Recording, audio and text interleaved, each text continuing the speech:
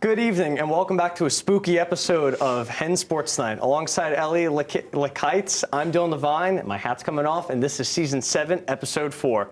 The Major League Baseball season comes down to two teams, the Blue Jays and the Dodgers, as they face off in this year's Fall Classic. The Dodgers are currently up 2-1 in this best-of-7 series against the Blue Jays, thanks to both teams keeping everyone up last night in Game 3, which went to the 18th inning, which is tied for the longest game in World Series history. Freddie Freeman also solidified himself as a World Series legend, hitting his second walk-off home run in a World Series, making him the only player to do so. Game 4 is currently underway and is tied at 2 in the second inning. In the NFL, the Colts continue their dominant reign with a league-wide best 7-1 record.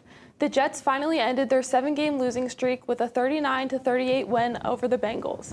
Cam Scadaboo's breakout rookie season comes to a close after facing a devastating ankle injury, and Carson Wentz ended his season because of his surgery needed on his left shoulder.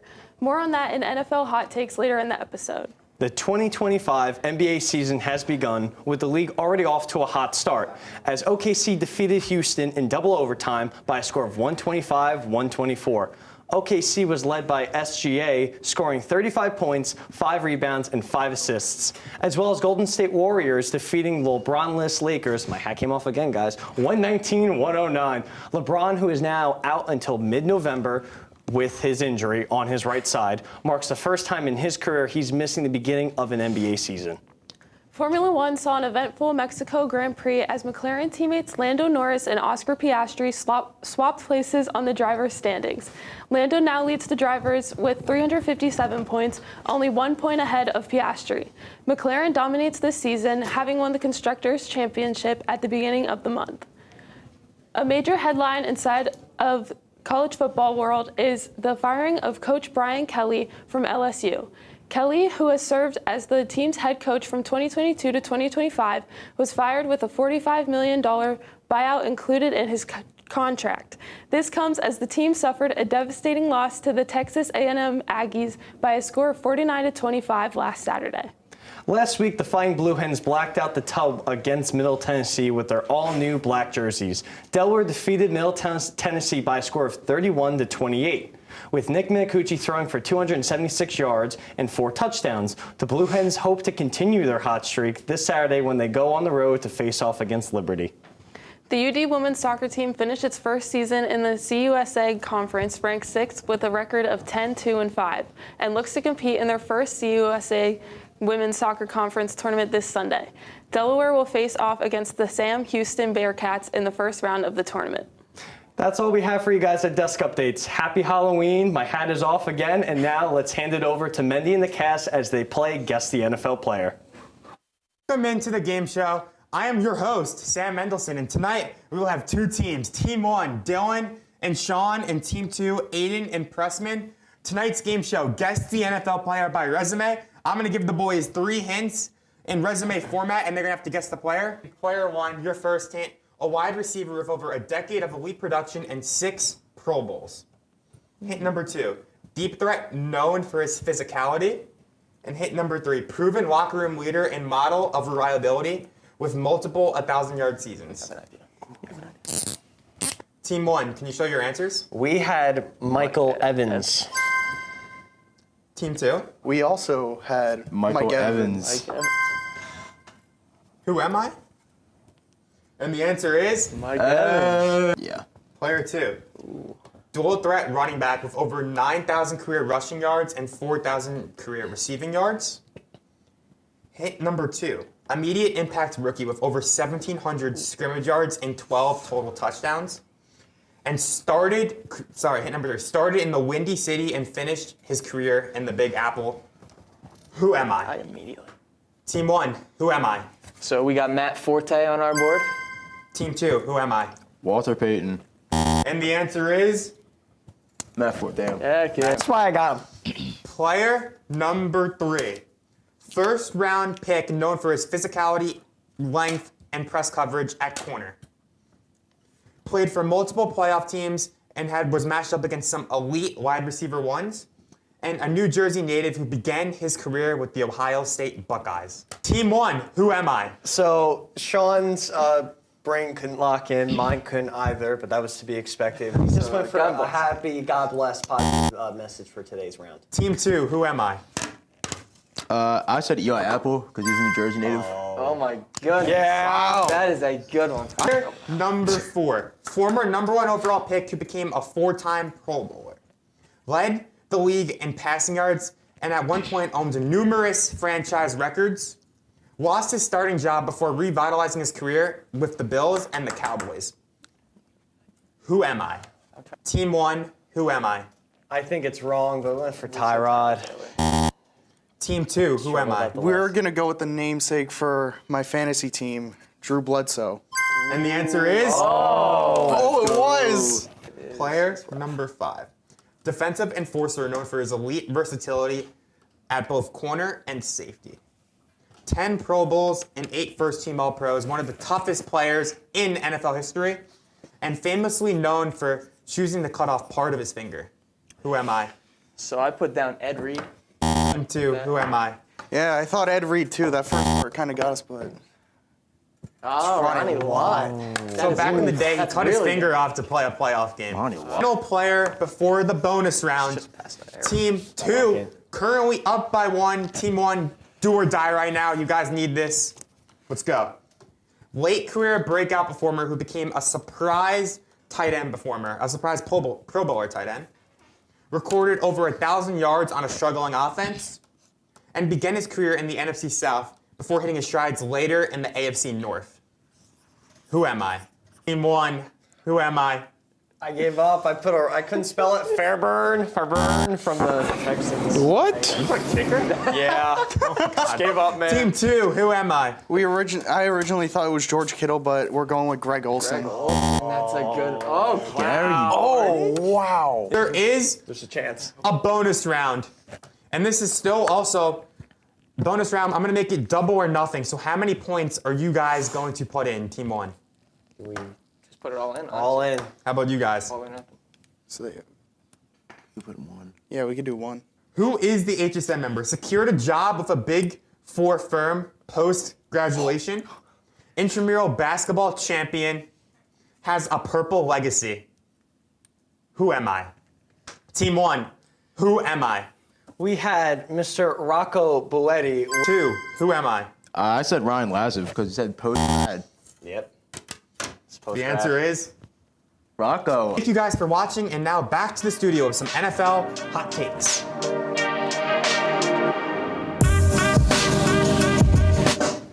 Guys, put the Halloween festivities on hold because NFL Hot Takes is back. Yes, I may be the only one festive, and I'm going to get a lot of flack for it later. But here we are. I'm Anthony Calvanese here with Sean, Furman, and Pollard. And today, the Hot Takes is back. Let's get right into it, boys. Well, first of all, we dressed the part over here on our side of the table. But besides that, I want to start off with the Indianapolis Colts. They are not a good football team. What? For the playoffs. Yes, they will be great in the regular season. So what? They have a cupcake of a schedule. They're not going to be good. We've been arguing about this all week. Pollard, what do you have to say? I mean, if you watch them play, which he doesn't watch them play. No, that's a lie. They have the MVP of the league, Jonathan Taylor. The O-line, best in the league. Indiana Jones resurged his career. The defense is crazy. Shane Steichen, Philly legend. I mean, no one in the AFC stopped him this year. Let's stop be the real. Daniel Jones hype up. Let's enough of that. Jonathan Taylor, sure he's good, but I don't know. Over here, I feel like we kind of agree with Furman, right? Yeah, I would 100% agree with Furman. Gotta agree. I know you're saying Jonathan Taylor's MVP. If that was the case, Saquon would have won last year, but let's not go there. I agree. They're a great regular season team. Let's get that out the way. But I have to also agree it is kind of a cupcake schedule. Good. They surprised me. 7-1 is definitely a shocker. I don't think anyone really expected them to be 7-1. But in terms of playoff hopes, definitely going to make it. But I don't see them going deep in the playoffs. I mean, I see no one in the AFC this year is going to stop them. I mean, the Chiefs, they're all right. Besides that, who else in the AFC is good? The Bills, they're all right. I mean, half the AFC does suck. I'll agree with you on that one. But there was a team we were talking about. The New England Patriots with Drake May, Ramondre, don't fumble the ball, Stevenson, some talented Keyshawn Boutte, what a list of names there. no, something's weird. Like, ever since Stephon Diggs came over there, Ramondre started fumbling more. So I don't know what that's all about, but that's weird. So you think they're good though? You think they'll be solid or I like? mean, Drake May. I mean, did you say he is the best yeah. passer rating? I think you said that. He's Or one of the someone best said passer that? ratings in the NFL, comparative to 2007 Tom Brady for sure. But it's really impressive what Drake May's doing with the lack of weapons he has. As like Anthony said, Gandry Beauty, like as wide receiver 1. I mean, he has Diggs, sure, but he's not as good as he was in the past. Booty's a stud though. Like I'm not gonna lie, he's kind of been balling out. Like I don't know. I think we own the Eagles. I mean, we own the Eagles. What? As in, What is as that? in, I'm sorry, I fumbled like Ramondre. We own the Patriots as a Birds fan. Are you a Birds fan? I am. I'm not dressed. I am. I watch. But you have a team. You want to talk about, Sean? Man, in terms of pretenders, I gotta agree with the Pats. Good, same thing. Come on, bro. Like, I get it. Drake May's having a hell of a sophomore season. I get it, but I don't see them really making it far, to be honest. I get vibes are high with the Pats. I get everything's going good with them right now, but in turn, I just feel like the little luck trend they got going on is gonna run out. The luck trend's more of the Denver Broncos type of season, if you ask me. I mean, they've been winning games in the most crazy fourth quarter fashions that I've ever seen in an NFL season. I mean, like 30, Bo how many Nix is points? legit. Like Yeah, 33, 35. How many was it? Like Well, against the Bo Nix is Giants? not legit. That's a ghost of Tony Dean take right there. Bo Nix is not legit. I'm not saying he's a top 5 quarterback. I'm saying Bo Nix has been balling out for sure. Bo Nix is legit. No, he's not. Bo Justin Nix Fields. is legit. Justin Fields is more legit than Bo Nix. No interceptions. You must have his effects on you right now. Hey, easy there. Well, Justin Fields has been no interceptions, man. Doesn't matter. He has games where, I mean, not to talk about fantasy, but he has like, what, 4 points fantasy? Like 60-something yards in games? Like, 67 passing yards, 6-7. Oh Like, my what are we God. talking about? Okay, yikes there. I don't know. I don't feel like they're that bad. I mean, like there's a couple divisions that are bad. They have one win. It's okay. It's not about wins and losses. If he has a better team, Justin Fields balls out and has a I will winning say record. about Justin Fields, he has been on terrible teams, terrible offenses throughout his career, so I'll give him that. He's doing what he can with what little he has, but so is Drake May. Nah, I'm just a Justin Fields guy, man. He's my backup quarterback on fantasy, and I had Joe Burrow, so I'm sure that's going well the for season's over. Yeah, pretty much. I'm pretty sure I play you this week. Yeah, have a fun free win. Yeah, you know. Appreciate that. What about the Seahawks? Yeah, you were talking about the Seahawks a lot, Sean. Pretender. I'm gonna go legit. Jason is my guy. Shout out to him being on my wide receiver 1 on my fantasy. I gotta go legit. I understand Sam Darnold had somewhat the similar season when he was on the Vikings last year, and then postseason, we know how that went. Yeah. I'm gonna say legit as of right now. I'm gonna say legit. Well, unfortunately, flag on the play for them being a pretender. They're legit. But that's all for us on this spooky edition of Hot Takes. Sam Darnold's not seeing ghosts anymore. On to Vic's amazing interview with Mike Corey. Hi guys, I'm Victoria Delano alongside Mike Corey, an ESPN play-by-play commentator and a UD professor. So you started your career here at UD. How did that help you get to where you are in ESPN now? Yeah, it's been awesome. I mean, I was 21 years old when I graduated from UMass, and this was one of the jobs on my list, and I was able to fortunately come down here and interview at the radio station, the broadcast Delaware football and basketball, and I always am grateful because this was my first, opportunity, and it's like you need to get in, right, to get like some tape and stuff, and that's what helps get you to the next spot. But yeah, I did radio for a while here, and then I got some TV games, and then I took that tape and kept turning it into more and more and more, and got on ESPN about 2011, so it's been about 14 years, but it took me a good 10, 12 years, so it's been great though. Yeah, and you've called a lot of different sports such as like football, basketball, lacrosse. How do you adjust your style and prepare for each one? Every game has different rules for the game, so how do you prepare for those games? Yeah, some of the sports you're more familiar with, right? You always want to make sure you know the rules, and that's like one of the most important things. And then the players' names and numbers and pronunciations. That if you don't have that down, you can't really get to the next thing. So, but the preparation, it's a lot. I work on, reading some articles, watching some old tape, talking to players, talking to coaches. And then in sports where I didn't know as much about, I've done I've done field hockey, I've done rugby, I've done, a couple different ones. You just got to go and read the rules and talk to the people that play those sports and really try to, hone in on it before you get out there and do a broadcast. But I feel like I can kind of do anything. I won't probably be as proficient in it as, some other people. But yeah, I've done a lot of different stuff. Like you mentioned, you did field hockey and you actually did the Olympics. So tell me how that was and which Olympics did you do, and just talk more about that. Yeah, that was, I started doing the Olympics on the radio. I was fortunate I did speed skating back in 2006 in Torino, Italy. Got to go there. And then in 2010, I went to Vancouver. The 3 that I did on TV with field hockey was with NBC, but they didn't send everybody over to the games, so we worked in the studio. So I got to go to New York City, and then on the 3rd one, NBC moved their headquarters to Stamford, Connecticut. So we're watching the game off a monitor, and then it's going out over the air. But it was crazy because we did 30 games in 14 days. Teams from all over the country, men's and women's field hockey. Men's is big overseas. And it was cool. It was cool. We did a lot. But yeah, there's definitely a lot of prep and a lot of stuff to get ready for when you're doing that. Yeah, and you teach sports broadcasting here at UD. What's one piece of advice that you give to someone who, like me as a student, wants to do what you want to do post-grad? Yeah, it's kind of like what you're doing right now. I mean, you're getting the experience, right? That's what it's all about. I mean, you obviously got to go to class and take care of your schoolwork, but working on the student radio station, the student TV station, social media, interviewing coaches and players and working behind the scenes and getting experience and learning all the different positions and getting to know as many people as you can. I mean, I know I'm throwing a lot of stuff out there, but that's what makes up this business, right? Getting the experience, learning, growing, messing up, doing well, but then also trying to develop your contact list, right? Always reaching out to people to say, hey, who else can I talk to? How else can I ask them for support or advice?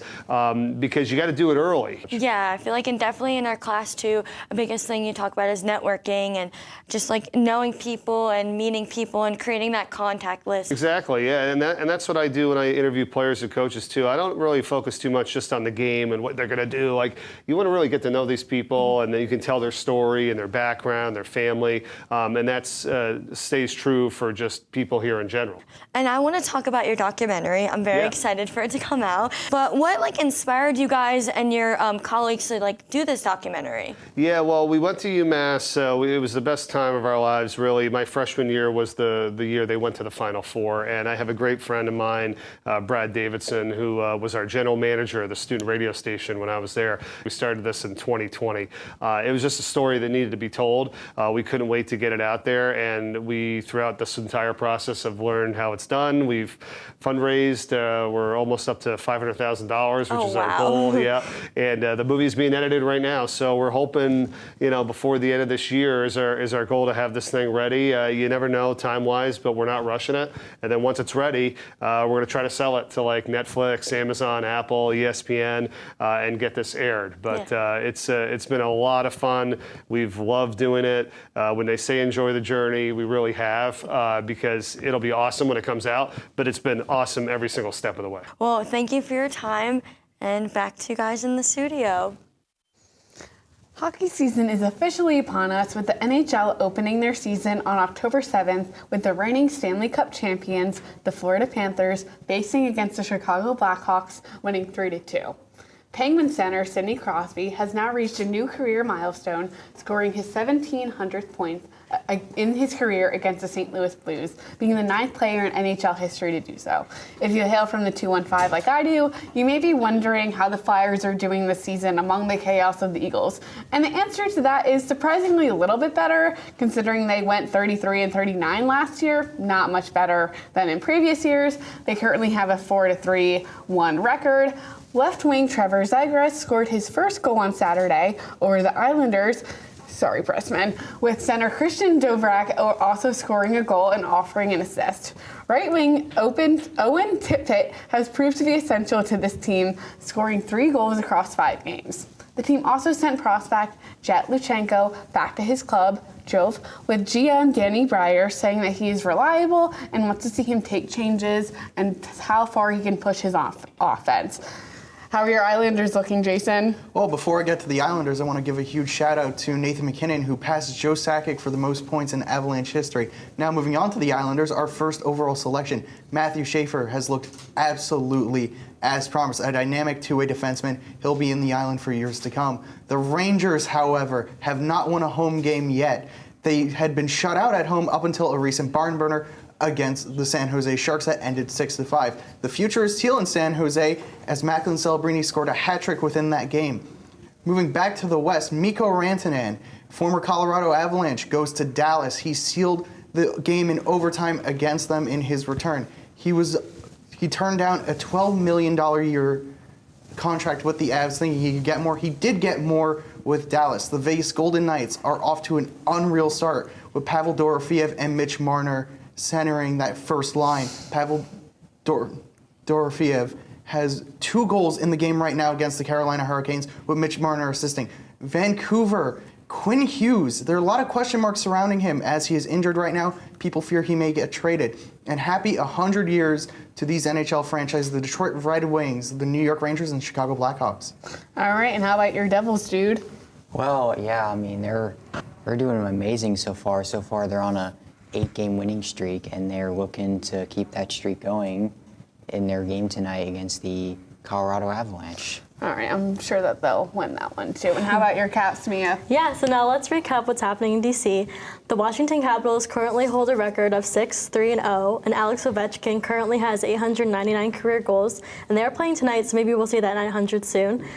He's continuing to break his own record and, like I said, chase 900 goals a season. Although Ovechkin's future with the Caps is unclear right now, this will most likely be his last season with the Capitals.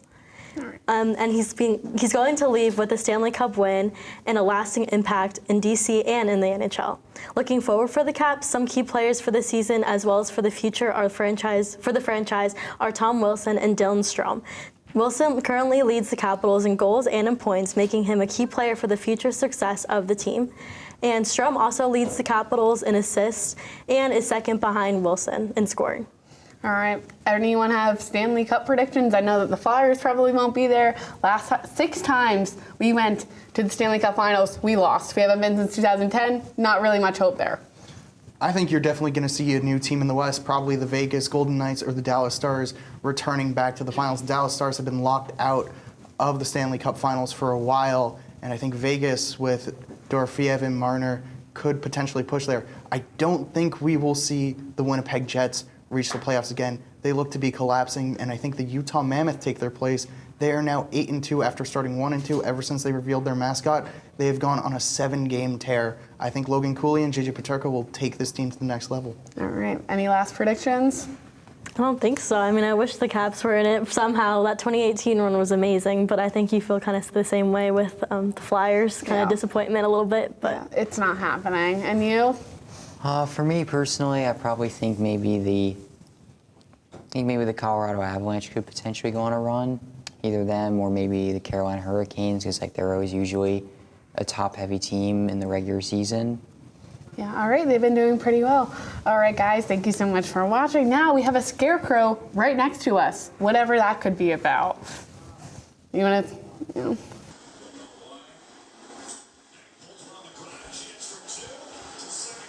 How many times are we going to lose this game?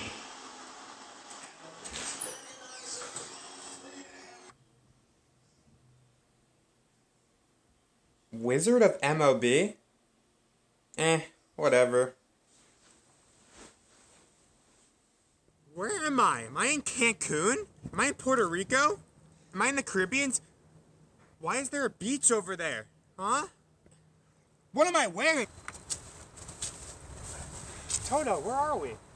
Are we in Puerto Rico? Roof. Roof. Who are you?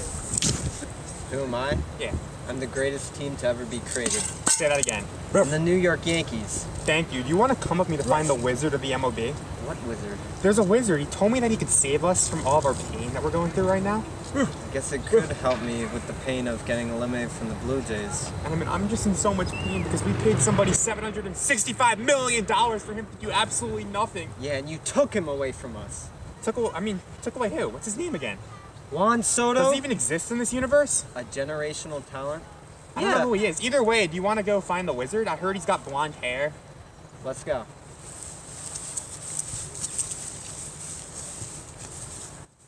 Ruff! What are you doing? I'm just practicing my pitches to first base because the Phillies apparently can't do that. You look so stupid.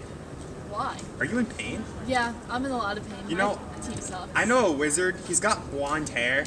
I heard he's a little bit annoying, and I heard he's kind of over there by the fountain. He might be able to solve all your issues. Wait. The only wizard I know is Bryce Harper. Who is that? He's the first baseman for the Philadelphia Phillies. He doesn't have blonde hair. He's not the wizard. No, but he's my wizard. I really don't care. You want to go find the wizard? Yeah, let's give it a shot. Maybe they'll help.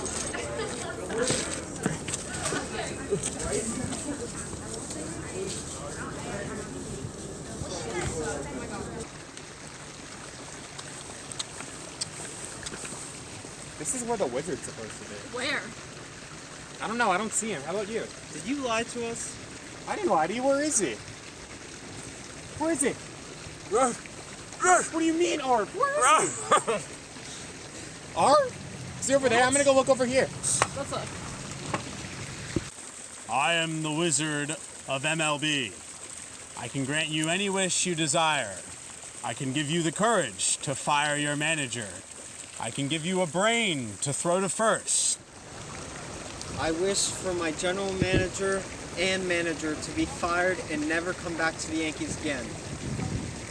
I wish for the Phillies to re-sign Kyle Schwarber because without him, the Phillies are nothing. I wish for a flamingo floaty so I can enjoy Cancun more. Bro, I wish that we actually had money for pitching. You can talk. And that we didn't, just fall apart and become a disaster class. You can talk? Dude, I could talk this entire time. You just roughed at me.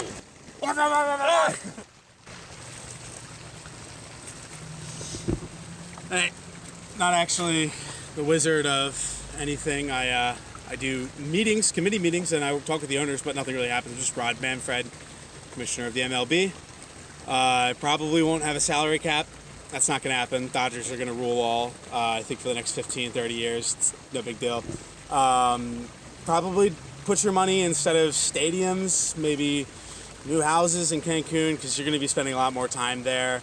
I hear there's new exciting prospects every year that come out of everything, and it doesn't matter. It's not going to go to you. Cy Young's on a terrible team, right? It's not going to change. So, can't wait to see you guys next year in Cancun. It's always a party at my place. We love to watch the Dodgers World Series versus whatever is an exciting but ultimately disappointing ALCS winner. And there's nothing you guys can really do because I rule all, but I'm not going to do anything about it.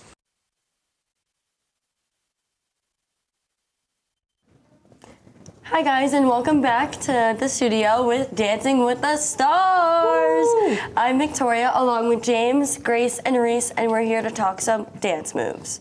Okay, so to start us off tonight, we're going to talk about the athletes on this season of Dancing with the Stars. First, we'll hit the two-time NBA All-Star, Baron Davis. He was eliminated after Week 2. For reasons I do not know, he looked like he killed it in his Week 1 RC Hammer dance to Can't Touch This. Can't touch this. And I'd just like to get your guys' thoughts real quick on him before we hit our second athlete. I agree. I mean, I think he had a lot of potential. It was sad to see him go Week 2. I wish we could have seen what he could have done by now. I think we still do have a few people, or at least someone on the show that we don't think should still be here, but it is what it is. Yeah, I agree. I really wanted to see him kind of live up to, sometimes the NBA people, they do pretty good. Like, Dwight Howard. Yeah. What was his name, that guy? Iman Shumpert, who won with Danielle. Yeah, he won Danielle. So, I mean, he wasn't the tallest, but I know that he could have definitely, gone pretty far. Yeah, he probably could have stayed around for another 2 more weeks. It's unfortunate that he had to leave Week 2. It should have been Andy who left that week. What week are we in? I think we're like week 6 or 7, you know? Yeah, like so, I don't know. I keep it just going. think we'll talk about hot takes in a second. But our second athlete is Jordan Childs. She's a 2-time Olympian in 2020 with a silver medal, and she went to UCLA. Currently, she seems to be one of the top dancers, looking to be, I don't want to quote it, but finale bound almost to me, you know. Last week, she was at the top of the leaderboard with a 39 for her Wicked Night dance. So, like, do you guys think that she can kind of keep up this momentum? Oh, 100%. Oh, yeah. I also feel like she definitely tries to, you know, stay up there. Like Simone Biles and Suni Lee, like they all were really good. And like you mentioned before, like the athleticism and her being able to do these cool tricks. Yeah. Like I can't even walk straight. Like girl, teach me how to do it. She has such an advantage with her skills, and also like all like the female gymnasts. Honestly, all Olympic gymnasts have done super well. Like Shawn Johnson, she won her season a long time ago, so they always succeed. So now we're gonna go into our hot takes. Like Grace said before, Andy, gotta go. See ya. I give that take I give that a 10. a 6. I gotta give it a 10. I agree. I completely agree. He should be gone. I mean, he does kind of. It is what Dancing with the Stars wants. You put someone out there who's never danced before, and try to see them improve. And he has improved a lot. But I just think that some people have been sent home earlier, and they should still be here. Oh, 100%. I mean, you know, I did give it a 6, so I do want to say something real quick. I mean, I just think Andy understands the show. He's getting the people to vote for him. Now, granted, the people might be turning on my boy soon, you know, because they're like, I don't know if he's really that good. But, you know, half the votes count as, like, the people voting for you, and the scores count for 50%. So I think really understanding that part of the show, you know, Andy, he's a dog in that. He's got the people behind him. Yeah, so I agree. I believe Reese, you got a hot take for us, right? My hot take is that Dylan's not that good. I think that they're only getting these high scores because of Danielle. She is an incredible pro. She makes him look so good. I give it a 6. I give it a 7. We're flipping it, but, you know, Grace, I'll let you speak first on this, you know? I mean, I only have a 10, so I couldn't put that up because I don't agree. I mean, I think he has potential. He's really gotten a lot better these last few weeks, so I think he definitely could. I think he could make it far, not terribly far, but he's definitely improved. I will say. No, he's not. His hips don't lie. Exactly. He could be a cousin of Shakira. Oh, Zac yeah. Efron's in that bloodline, so you know, you never know who else is in it. Who knows? But Grace. And my hot take, I really have to say that Riley's choreography definitely needs some work. Their dances aren't bad. It just wasn't anything special. Nothing really to remember. I mean, what do you guys I think everyone's agreed on this one. 10s all around. 100%. I feel like I don't know. He's just a tree. He's just sitting there. He's like a robot. He just like doesn't move. I mean, we were like so blessed with Steven last year. I mean, he was amazing to watch, and she really was able to use his strengths as a gymnast to help them make it as far as they did. But yeah, I feel like Scott's only strength is singing. Yeah. You know, and real quick, I just want to hit one final thing before we end tonight's show. I just think Whitney and Mark are boring. Mark is trying to be like the LeBron James of this show. He's only coming on when he can get a win. Real quick, I'll get your guys' thoughts before we send this out. Boo. I disagree. Give me a 1. I completely disagree with that. Okay, well, you know, thanks everyone for watching our show tonight. We'll be back in 2 weeks. It'll be our 5th episode of the year. Just one more left before we hit the fall finale. But Anthony Calvanese has been in the lab making a new outro. So let's enjoy his new outro. Bye.